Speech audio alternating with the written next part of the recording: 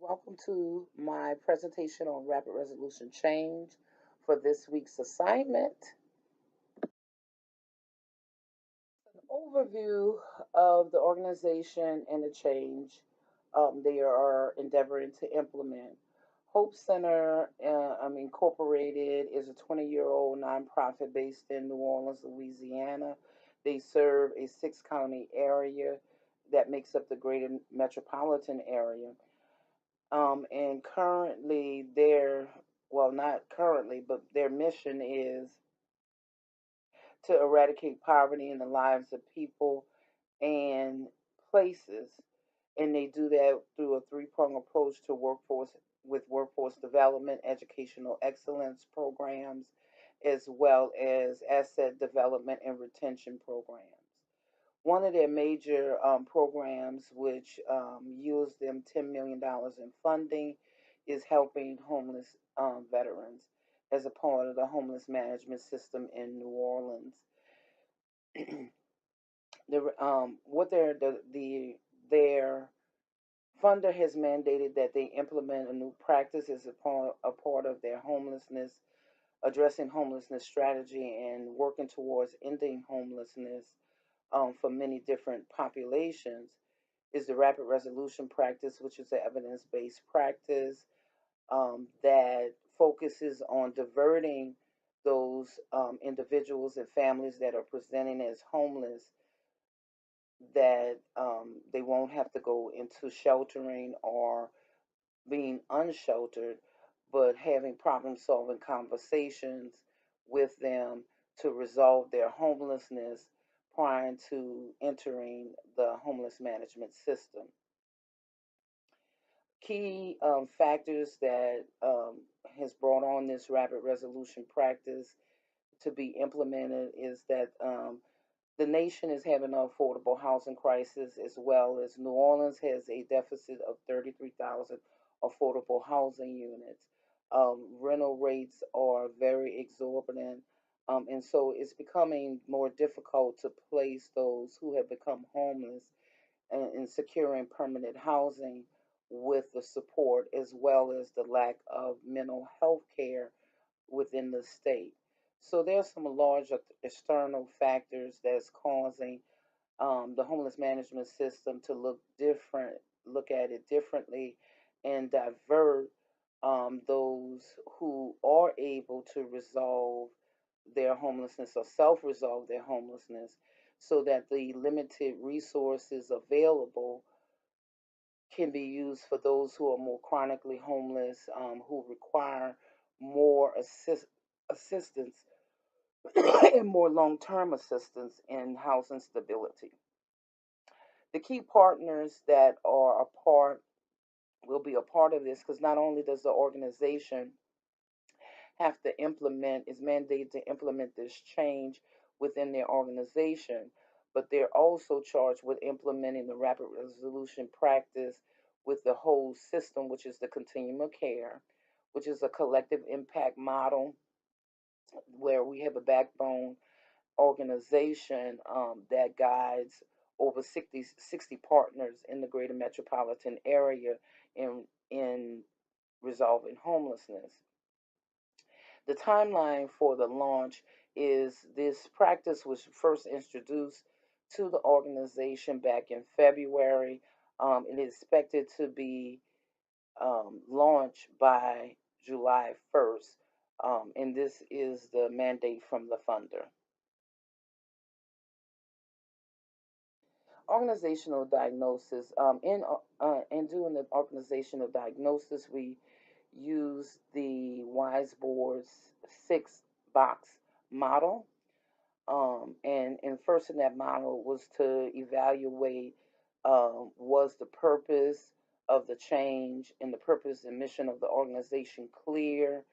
And in that, we found that it is clear. Everybody understands that the whole purpose of the change, as well as the purpose of the collective work that's being done, is that the ultimate goal is to end homelessness uh, for individuals and families as quickly as possible.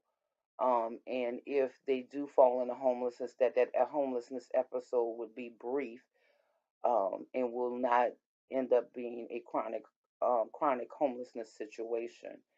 The structure of the organization, Hope Center, is a functional structure.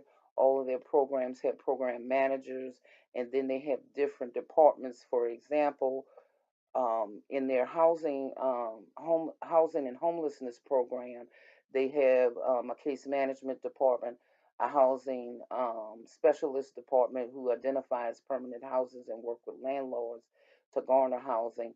They have an outreach team which actually actively engage homeless persons that are literally homeless on the streets or in other places not meant for human habitation. And then they have their administrative personnel, which is doing intake, documenting data collection, data specialists as well. So each has a function, but all of the departments have to work interactively to bring a individual or a household from being homeless to being stably housed. So one of the complexities about this change is that the organization not only has to consider its structure, but it also has to consider the structure of the collaborative, which is the continuum of care, the homeless management system, which is made up of 60 plus partners um, that we would have to get on board to actually not only adopt but implement the rapid resolution practice. There are rewards in place. They do acknowledge and champion those organizations that participate in the various campaigns when we're implementing new models, such as it has been done in the past with the Housing First model, another evidence based practice in homelessness, as well as developing the coordinated entry system as well. So, one of the good things is, and this is part of the helpful mechanism, is this is not new to the collaborative group. We've worked on several different campaigns to end homelessness for different targets. One of the most successful was the Ending Veterans Homelessness campaign, in which the city of New Orleans was the first city in the country to effectively reach a functional zero. The relationships that are involved are many and varied. They do have relationship, the collective as well as the organization, with workforce, with mental health, substance abuse, every possible partnership and relationship, um, with other organizations to kind of make this practice happen and stick. Another aspect is most of the leadership is on board. They're used to working together. They're familiar with each other, so that helps.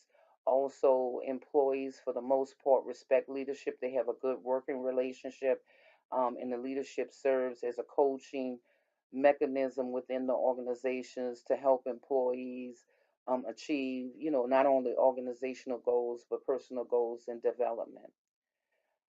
In conclusion, of considering a diagnosis, the organization is poised to be able to successfully implement this change with the proper communication and with the proper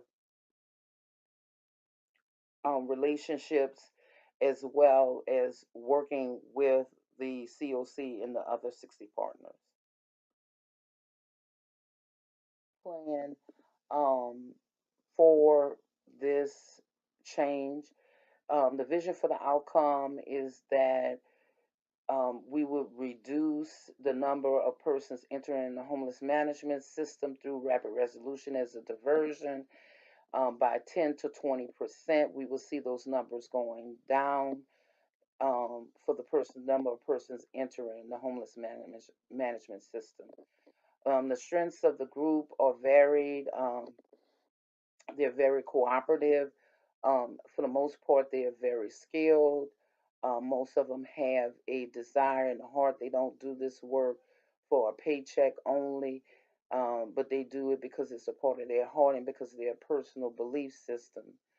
The obstacles to change is that many of the organizations may um, have some resistance to implementing a rapid resolution practice, and if successful, because it could mean a decrease in funding. They have experienced this before. This is why we could get some resistance because of the fact that when the continuum and when the city, when they effectively reached the end, the functional zero for veteran homelessness, they lost out on $4 million plus of funding that could have come into the system. Also, when they implemented and was successful with um, the 100 home campaign, they saw another $4 million loss coming into the homeless system as well for New Orleans, which caused a few organizations to close their doors and a few organizations who were their operations were severely scaled back. So, because of being successful means a reduction in funding, and most of these organizations are just focusing on us homelessness, it could be a possible resistance to effectively implementing the change if it's going to mean more resources cut because the system is successful. Action steps. The action steps are, proper communication, communicating what rapid resolution is and what it isn't, what it looks like, and promoting the idea that implementing rapid resolution is not a risk to your funding, but it is actually being able to better allocate the limited resources we have because there's limited resources for permanent housing, there's limited funding to help homeless get into housing.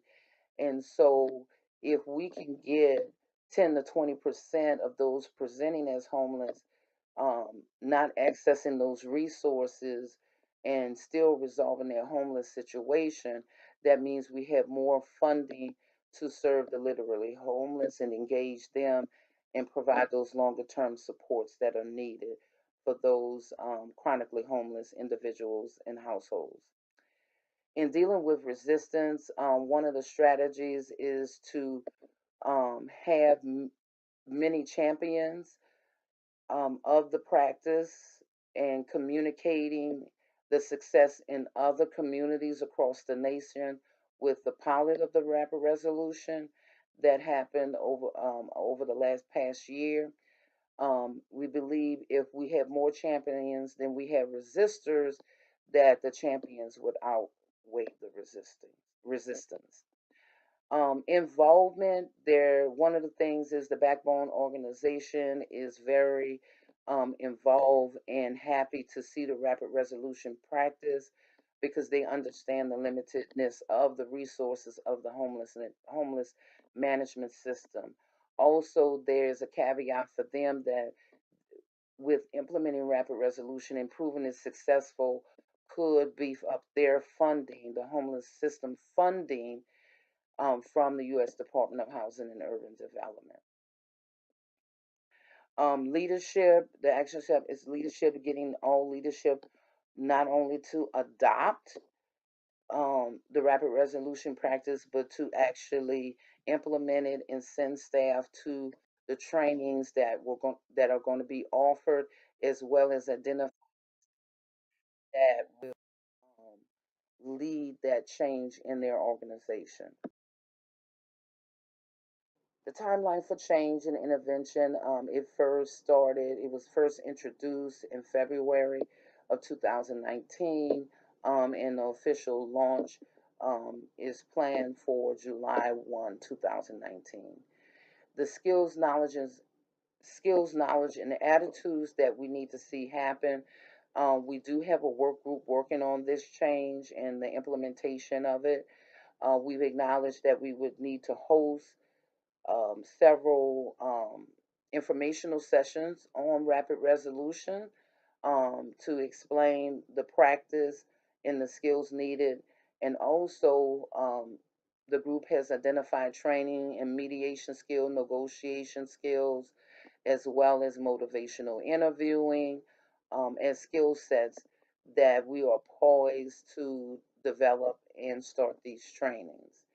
Um, the attitude is we've identified is that, across the system, we need to not look at this practice as working our way out of a job, but working our way to a new level of service, and recognizing that resources are limited, and we want to dedicate and divert resources to those most in need, and as well as doing what we call progressive engagement. That everybody doesn't get the same assistance, but they get the assistance based on what is needed for that particular household. Recognition and celebration. How will we help? How will we recognize? We will follow the model that we have done in the past with other campaigns, which is recognizing navigators of the month, navigators of the year, organizations of the year who actually participate. And when we kind of close out the initial campaign, recognizing those organizations who participated as well as went above and beyond to make sure the change was implemented and the practice was implemented as designed. And so, as a part of that, we do an annual celebration at our annual meeting for the collective, and all of those people are recognized for their efforts, as well as, so that's how we'll celebrate.